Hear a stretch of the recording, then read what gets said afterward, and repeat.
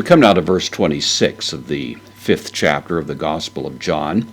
Jesus continues to make claims concerning himself to the religious leaders. He claims to give life. He says that unless a person honors the Son as they honor the Father, they don't have the Father. Here we find he presses the point even further. Hosper, generally translated just as, in the same way as, same idea. Gar, for, the soft conjunction here connecting these two verses, for just as ho pater, the Father, eke, third person singular, present active indicative, just as the Father has zoein, the special word typically used in the New Testament to speak of more than biological life, you might say the deep essence of life, spiritual life possibly, just as the Father has zoein, life, in heauto, dative case, object of the preposition en, has life in himself. This is the reflexive pronoun, himself. Hutos, likewise. Kai, also. To huio, dative case, to the Son, likewise to the Son. Edoken, this is from didomi. It's the aorist, third person singular, aorist active indicative. Likewise, thus also, or thus also to the Son, he gave, zoein, life, same word, gave life, ekein, to have, he gave him life, to have it, that is the life, in heauto, in himself, same word there.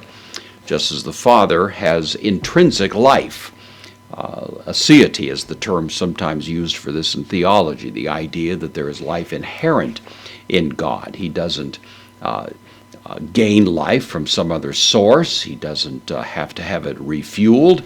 It is something intrinsic to his being.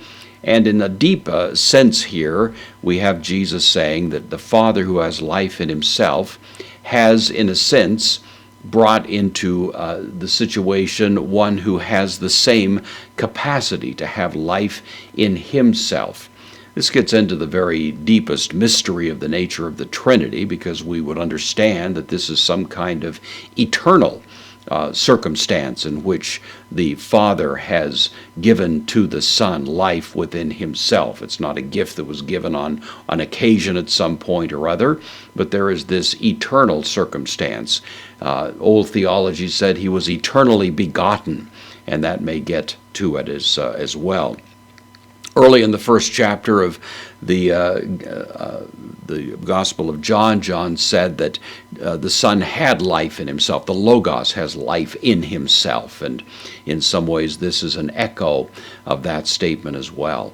So again, it'd be very difficult to draw any inference from this, save that the Son is claiming an equivalent nature of deity to the Father, that he has these same powers as the Father, and I'm sure that the religious leaders who are hearing these kinds of claims must have been astonished, to say the least, to have a human being standing before them making those claims.